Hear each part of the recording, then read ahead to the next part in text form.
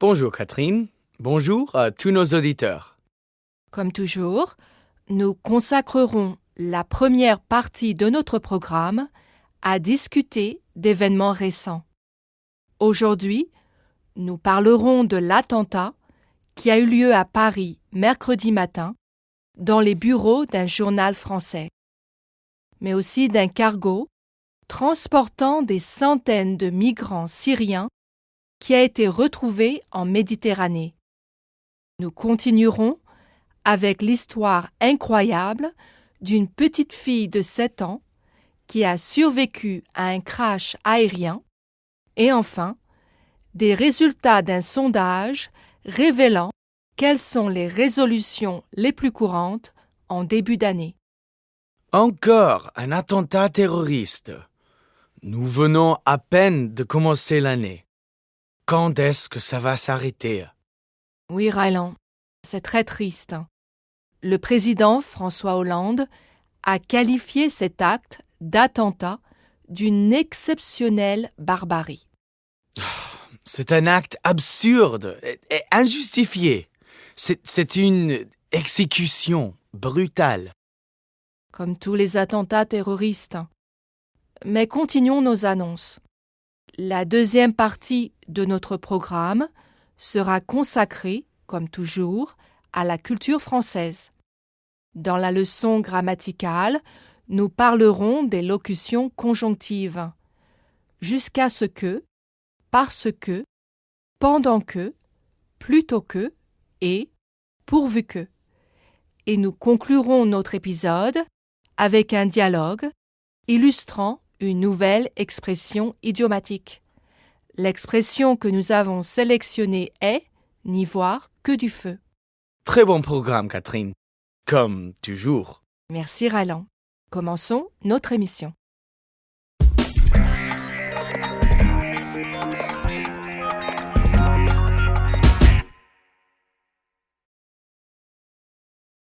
Fusillade meurtrière à Paris au siège d'un journal satirique.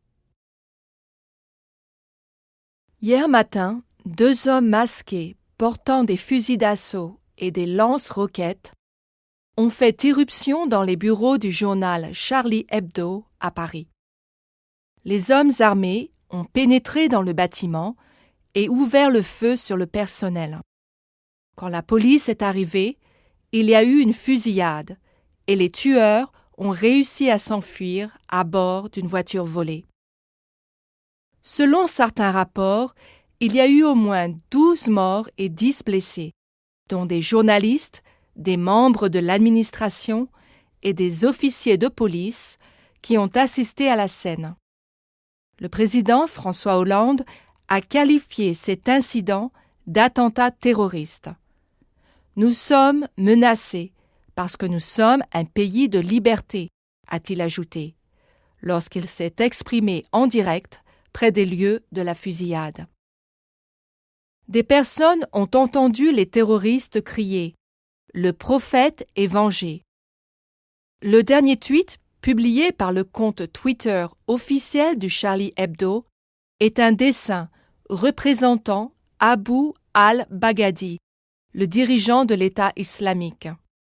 Les locaux de ce même journal ont été la cible de bombes incendiaires en novembre 2011, après la publication d'une une de journal contenant une caricature du prophète Mahomet.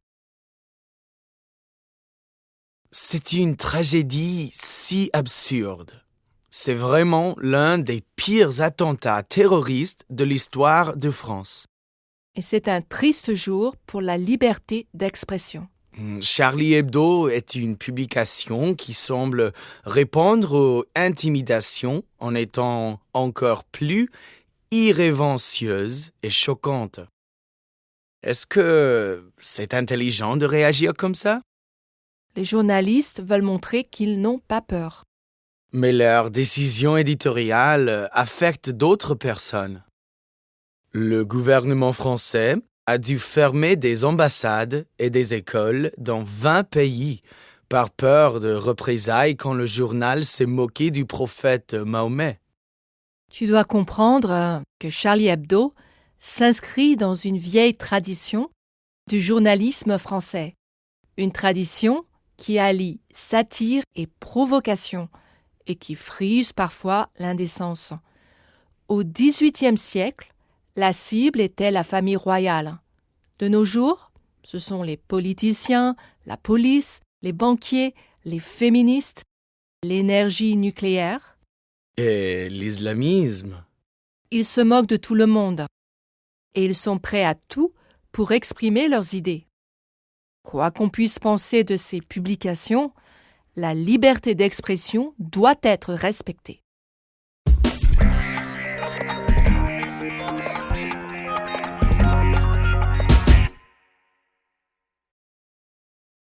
Un cargo transportant des centaines de Syriens a été retrouvé en Méditerranée.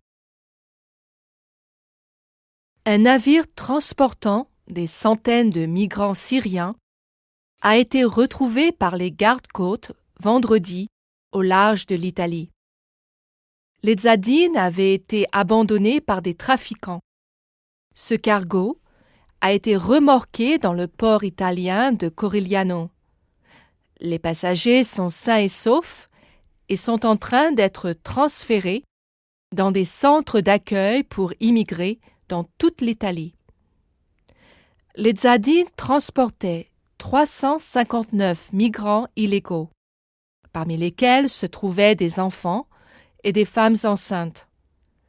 La plupart d'entre eux sont apparemment des Syriens fuyant la guerre civile. La police italienne a déclaré que chaque migrant avait payé entre 4 000 et 8 000 $ pour monter à bord du bateau. Les autorités pensent que les passeurs ont gagné environ 3 millions de $. La semaine dernière, des gardes-côtes sont montés à bord d'un autre navire, le Blue Sky, qui transportait 796 migrants. Le navire a été dirigé vers le port de Gallipoli, dans le sud de l'Italie. Les autorités ont dit que les 2 bateaux étaient partis de Turquie au lieu de passer par le Liban, comme le font habituellement les passeurs. Il est estimé que près de 3 500 réfugiés sont morts l'année dernière en essayant de traverser la Méditerranée, tandis que 200 000 autres ont été secourus. L'année d'avant, il y avait eu seulement 60 000 migrants. Mais maintenant, les passeurs trouvent de nouvelles routes pour arriver en Europe et emploient de nouvelles méthodes pour exploiter les personnes désespérées. L'Europe a besoin de trouver une nouvelle approche pour gérer l'immigration. C'est une période difficile pour la défense des droits des réfugiés, Rylan. L'Europe fait face à des difficultés économiques et à un fort taux de chômage. La sympathie de la population pour les étrangers est en baisse. Donc, l'Europe tourne le dos aux immigrés? C'est difficile à dire. La nouvelle mission européenne a un budget moins élevé et limité et patrouille plus près des côtes. Mais ça veut dire qu'ils laissent les migrants mourir, non? Je ne pense pas que cette nouvelle manière de patrouiller va effrayer les trafiquants. Leur nouvelle tactique est simple et efficace. Ils envoient un cargo vers l'Italie ou la Grèce et ils laissent les gardes-côtes le récupérer. C'est vrai, l'Europe est face à un terrible dilemme éthique. Elle ne veut pas encourager l'immigration, mais d'un autre côté, elle ne veut pas laisser ces gens mourir. Nous savons que les demandeurs d'asile ne renonceront pas. Ce sont des gens désespérés qui fuient la pauvreté et la persécution. Les personnes désespérées prennent toujours des mesures désespérées.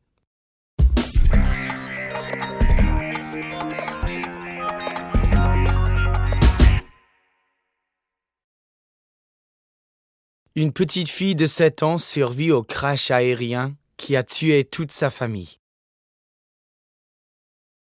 Une petite fille de 7 ans a été la seule survivante d'un crash aérien qui a tué toute sa famille. Sellers Gosler et sa famille rentraient chez eux à Nashville, dans l'Illinois, après avoir célébré le Nouvel An à Key West, en Floride, quand tout à coup leur avion privé a eu un problème. Avant que les contrôleurs aériens ne perdent le contact avec l'avion, le père de Sellers, qui pilotait l'appareil, a réussi à envoyer un appel de détresse et à signaler un problème moteur. L'avion s'est écrasé vendredi soir dans une région boisée isolée du Kentucky, provoquant ainsi la mort des parents, de la sœur et de la cousine de Sellers. La petite fille a réussi à s'échapper à pied en parcourant près de 2 kilomètres sur un terrain vallonné et à travers une forêt dense jusqu'à ce qu'elle trouve une maison. Selon Larry Wilkins, le propriétaire de la maison, elle semblait désorientée et saignait du nez. Elle est quand même arrivée à expliquer à cet homme ce qui venait de se passer. Wilkins a appelé le 911, le numéro d'appel des urgences aux États-Unis, et la petite fille a été transportée vers un hôpital des environs. Sellers n'avait que des blessures mineures et elle est déjà sortie de l'hôpital. Sa survie est incroyable. C'est une petite fille très courageuse.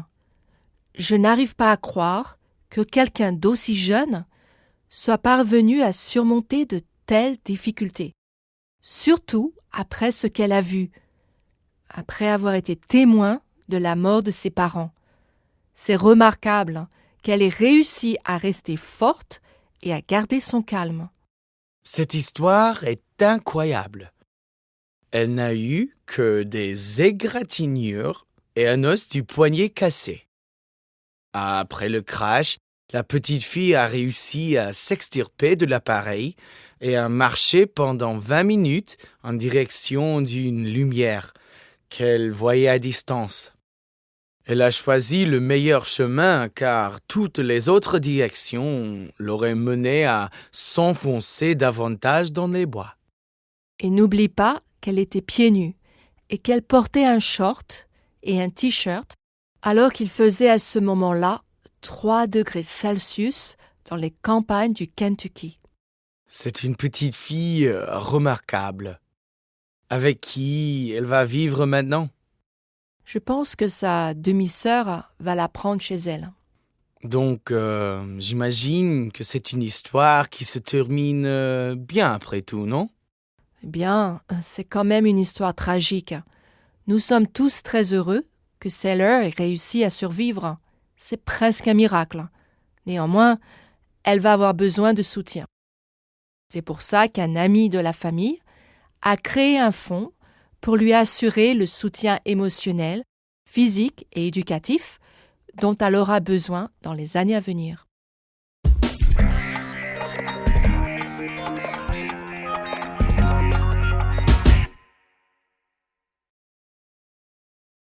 Un sondage révèle quelles sont les résolutions de la nouvelle année les plus courantes. Un sondage mené par l'Institut d'opinion publique Marist a révélé que seulement 44% des Américains avaient pris une résolution pour l'année 2015. L'Institut a demandé à 1140 adultes américains, en décembre, s'ils allaient prendre une résolution pour 2015 et s'ils avaient réussi à atteindre leurs objectifs l'année passée. Seulement 41% des personnes interrogées ont dit qu'elles n'avaient pas réussi à tenir leur résolution. Malgré tout, l'échec des résolutions passées ne semble pas dissuader les gens d'en prendre de nouvelles. Ce sondage Marist a commencé en 1995. Et les pourcentages sont restés pratiquement les mêmes au fil des années. Cette enquête montre aussi quelles ont été les résolutions de nouvelle année les plus courantes. Perdre du poids était l'objectif le plus courant, suivi par faire plus d'exercices. 9% des personnes interrogées ont dit qu'elles voulaient être de meilleures personnes et 8% qu'elles aimeraient améliorer leur santé. D'autres résolutions assez répandues étaient d'arrêter de fumer, d'avoir un meilleur travail et de se rapprocher de Dieu. Au final, les taux de réussite ne sont pas très bons. Oh Roland, tu sais ce que c'est? Beaucoup d'entre nous commencent l'année avec de bonnes intentions. Mais dans la réalité, tout est toujours plus compliqué. Et toi, Roland, au bout de combien de temps abandonnes-tu les résolutions de nouvelle année? Je n'en fais plus. Ces recherches suggèrent que nous échouons presque tous avant la fin de l'année. Alors, à quoi bon essayer? Peu importe, un échec ne devrait pas dissuader les gens de réessayer l'année d'après. La nouvelle année est une période d'espoir et de nouveaux départs. L'exercice consistant à prendre de nouvelles résolutions nous donne à la fois du courage et de l'humilité. Ok, eh bien moi, j'aimerais devenir une meilleure personne. Mais comment peux-tu faire? Et qu'est-ce que ça signifie au juste? Aucune statistique dans le monde ne permet de mesurer la personnalité. Tu cours à l'échec. Au contraire, si on ne peut pas mesurer un tel progrès, alors comment est-ce que je peux échouer? C'est pour ça que tu as choisi cette résolution. Allez, Roland, un peu de sérieux. Alors, dans ce cas, ma résolution numéro 1 cette année est d'abandonner mes résolutions avant le mois de février. Très drôle. Attends, j'en ai une meilleure encore.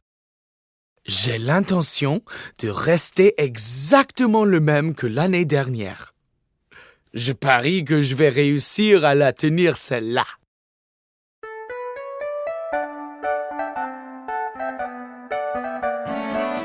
Puis on continue avec la grammaire. Un mal nécessaire.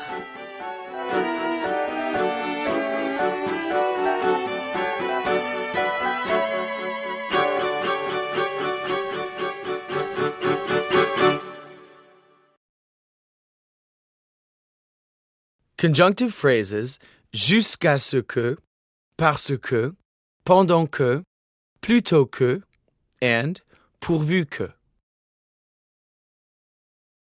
Qu'est-ce que le métro était bondé ce matin? C'était une horreur. Jusqu'à ce que j'arrive, je n'ai eu que des problèmes. Pourvu que ce ne soit pas la même chose quand je rentrerai. C'est parce qu'il y a beaucoup de travaux en ce moment. Mais plutôt que d'être serré comme des sardines, pourquoi n'as-tu pas décidé de marcher ou de venir en vélo? Eh bien, j'étais pressé. Je suis parti à la dernière minute. Je comprends. Imagine comme la vie était dure jusqu'à ce qu'ils inventent le métro dans les grandes villes. Ouais, c'est vrai que c'est pratique et confortable, pourvu qu'il n'y ait pas trop de monde. Eh bien, on voit que tu n'as pas été dans le métro à Paris un jour de grève. Certains ne vont même pas travailler, plutôt que de se retrouver dans les embouteillages ou dans des stations de métro surchargées. Je vois le tableau. Heureusement que cela n'arrive pas tous les jours. Les jours un peu plus calmes, ça vaut vraiment la peine d'admirer les stations et leurs décos pendant qu'on attend son train. D'ailleurs, de nombreuses stations sont dotées de panneaux explicatifs passionnants sur l'histoire du métro. Tout le monde connaît déjà l'histoire du métro. Le métro de Paris a été inauguré en 1900, à l'occasion de l'exposition universelle. Bien, Roland, pendant que tu y es, raconte-nous l'histoire de sa construction. Eh bien, je sais que les travaux ont été très rapides. Oui, ils n'ont duré que 17 mois, parce qu'il y avait 2000 ouvriers qui travaillaient nuit et jour. Oui, c'est très rapide vu les conditions de l'époque. Pourvu que les travaux de la ville se terminent vite aussi pour que le trafic redevienne normal. Sois patient, Raylan. Tu ne veux pas que les ouvriers travaillent comme des esclaves. Parlons des plus belles stations de métro de Paris. Laquelle préfères-tu? Louvre Rivoli, parce qu'elle expose des reproductions d'œuvres d'art magnifiques. Et bien sûr, celle de la Sorbonne, avec ses murs recouverts des signatures de célèbres étudiants de cette université historique. Oui, quel chef-d'œuvre. J'aime aussi beaucoup la station Concorde, avec son Scrabble géant au mur. J'y suis passée des dizaines de fois sans rien remarquer, jusqu'à ce que je m'amuse à observer ces lettres de l'alphabet et que je me rende compte qu'il s'agissait du texte de la Déclaration des droits de l'homme et du citoyen. Et les bouches de métro à Paris sont aussi de toute beauté. Tu as raison. 86 d'entre elles ont été conçues par le plus grand architecte français d'Art Nouveau, Hector Guimard. Que de trésors! Oui, même les stations les plus anodines sont très riches au niveau culturel. Par exemple, dans la station Guy Môquet, tu peux lire des extraits de la dernière lettre de ce résistant français exécuté à l'âge de 17 ans. Eh bien, tu m'as réconcilié avec le métro, Catherine. Désormais, plutôt que de râler, je prendrai le temps d'admirer ce patrimoine historique. Très bonne résolution, Raylan.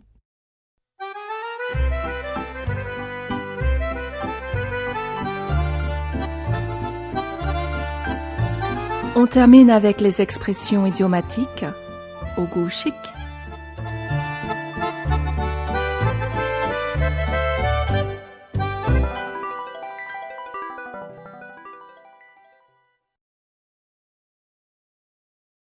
N'y voir que du feu. To be in the dark, to be oblivious. Tu étais contente de ta petite soirée entre amis, Catherine? Bof, la soirée était sympa. Mais j'ai oublié mon gâteau au four et il était brûlé. Du coup, je suis arrivée les mains vides. J'étais très gênée, d'autant plus que j'avais promis un gâteau de maison. Tu sais, avec quelques techniques, tu peux quand même avoir un gâteau présentable. La prochaine fois, tu mets un peu de sucre glace dessus, tu fais une jolie décoration et tes amis n'y verront que du feu. Faites pour toi, le plus important, c'est de faire illusion. Mais oui, le principe, c'est d'en mettre plein la vue. C'est ce que font tous les illusionnistes. Raylan, ce que tu conseilles est impossible dans le domaine de la pâtisserie. C'est-à-dire? Il est impossible de donner l'illusion qu'un gâteau raté est délicieux au goût. Ce serait un trop gros tour de magie. Bon, ok. Tirons un trait sur mes conseils en matière de pâtisserie. Par contre, je peux te donner des conseils si tu veux divertir tes amis avec de vrais tours d'illusionnisme. Tu veux dire, par exemple, faire sortir un lapin d'un chapeau ou trouver des pièces de monnaie dans les cheveux? Disons que pour commencer, tu peux acheter un jeu de cartes truqué. La plupart du temps, les gens n'y voient que du feu. Tu as déjà assisté à un vrai spectacle d'illusionnistes? Oui, et en général, je suis très impressionné par leur tour. Bien entendu, j'essaie de comprendre le truc, mais je n'y arrive jamais. C'est normal. La plupart du temps, les illusionnistes détournent notre attention et ils font une action en parallèle que notre cerveau n'enregistre pas. Et littéralement, on n'y voit que du feu. Et maintenant que nous sommes à l'ère du numérique et des effets spéciaux, les spectacles sont encore plus incroyables. Finalement, ça devait être encore plus impressionnant à l'époque où rien de tout ça n'existait. Imagine-toi devant une scène au XIXe siècle. Pour l'anecdote, à l'époque, on appelait ça en France la physique amusante. Ah oui? C'est vrai que les illusionnistes utilisent aussi les effets d'optique et d'autres phénomènes physiques qu'on découvrait à peine au XIXe siècle. D'ailleurs, il me semble que les premiers grands illusionnistes du monde se sont produits en France. Georges Méliès, l'un des inventeurs des effets spéciaux au cinéma, a commencé comme illusionniste sur scène. Oui, dans le théâtre de Robert Houdin. Houdin, comme Houdini, le célèbre illusionniste américain. Houdini s'est fait appeler ainsi en hommage à Robert Houdin, parce qu'on considère que c'est lui qui a inventé presque tous les tours d'illusion moderne.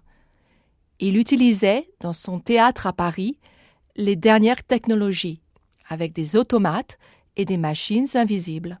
Et je suppose que le public n'y a vu que du feu pendant des années. Évidemment, la première règle des illusionnistes, c'est de ne jamais révéler leurs secrets. Mais toi, Ryland, par contre, tu t'es trahi. Hein? Comment ça? Je sais maintenant que les gâteaux que tu fais sont sûrement plus beaux que bons. Ah, et moi, qui pensais que tu n'y verrais que du feu.